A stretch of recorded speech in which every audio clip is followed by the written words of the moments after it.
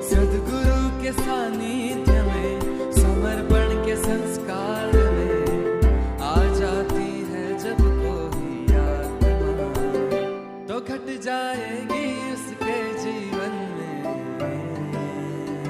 अनुभूतियाँ, अनुभूतियाँ, अनुभूतियाँ, अनुभूतियाँ। मेरा नाम प्रमीला रमेश घुघरी है।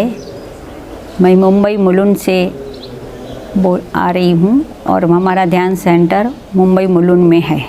मैं 2008 से समर्पण ध्यान से जुड़ी हूँ। सूक्ष्म रूप से उपस्थित स्वामी जी को मेरा नमस्कार, सत सत प्रणाम और गुरु मैया का प्रणाम। आज गुरु माँ का जन्मदिन है तो उसको जन्मदिन की बहुत बहुत बधाई। मैं मेरी अनुभूतियों इस माध्यम से, ईशा माध्यम से मैं आप सबको कह रही हूँ कि जब मैं 2008 में हमारे घर में जो पैम्फलेट आया था तो उस पैम्फलेट के ज़रिए से हम इस समर्पण ध्यान में जुड़े।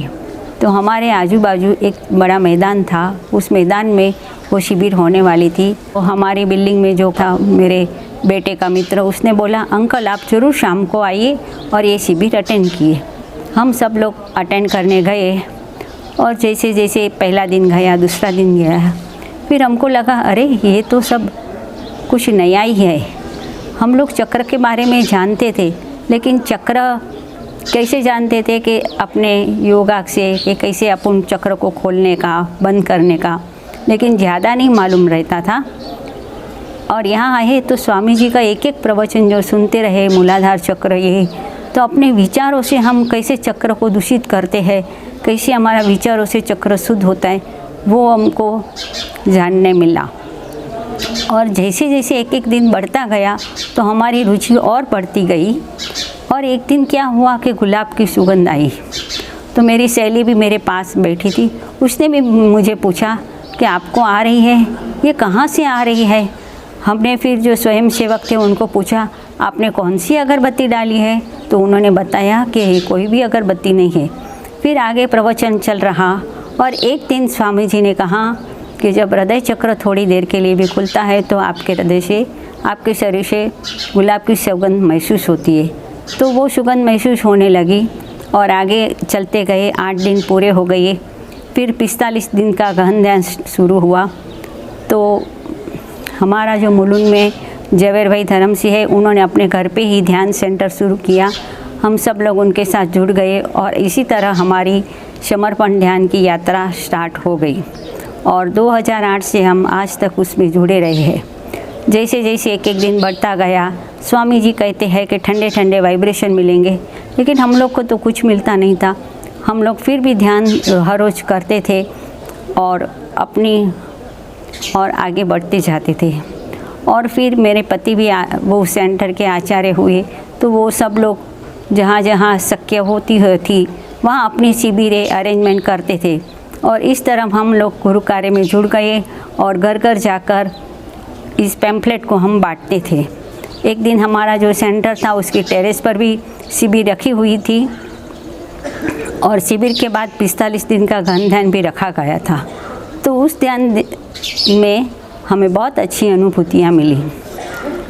हर एक रोज़ एक एक दिन पसार हो रहे थे और अचानक हाथों में से ठंडे ठंडे वाइब्रेशन जो स्वामी जी बताते थे वैसे निकलने लगे।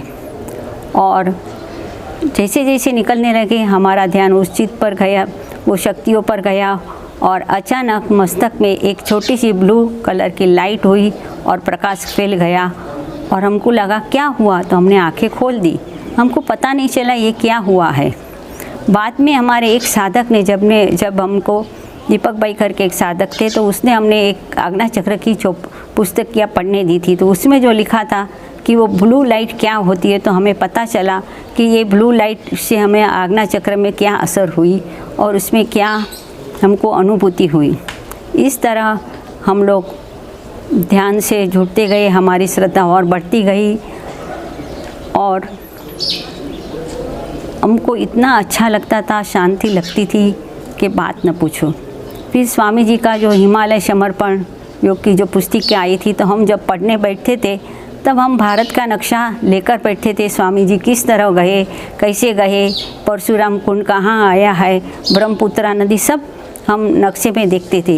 इस तरह हम सब ढूंढते रहते थे।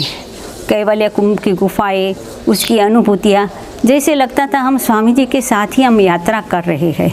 और हमारे जो माता पिता थे, तो दिल्ली में जब संसद के मेंबरों की जब शिविर हुई थी तो मेरे पिताजी को भी हम लोग ने करवाया था।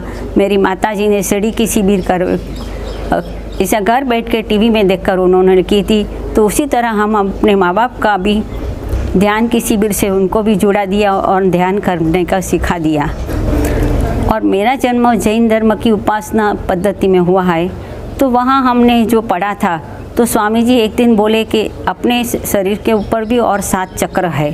तो हमको इतना महसूस हो गया कि जो हम धर्म की पुस्तक में जो पढ़ रहे हैं 14 गुणस्थान, तो उसका भी हमको नॉलेज मिला कि हमके जो वो बातें बता रहे थे कि 14 गुणस्थान क्या है, तो उसका हमने स्वामी जी ने इतनी अच्छी तरह से बातें बताई कि उसको भी हमने महसूस किया, वो ज्ञान भी हमने प्राप्त किया।